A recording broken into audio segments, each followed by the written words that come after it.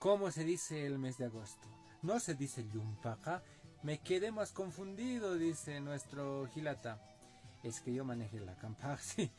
Pasa lo siguiente, Gilata. Obviamente, los Yatichiri dicen que se llama Yumpaca. Y en los libros también va a aparecer de esa manera. Sin embargo, es una propuesta que recién se está socializando. Chino, Cacho, Cacasao, Isatacailta, en fin.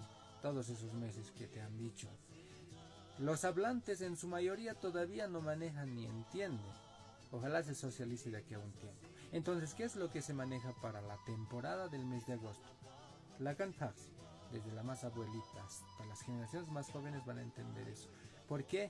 Porque es el mes que se dedica a la Pachamama. ¿No es cierto? Se dice que tiene la boca abierta, así de manera literal, la Canpaxi. Por esa situación se maneja Gilata. No es una propuesta, sino es lengua en uso. Eso. Así que no te confundas, Gilata.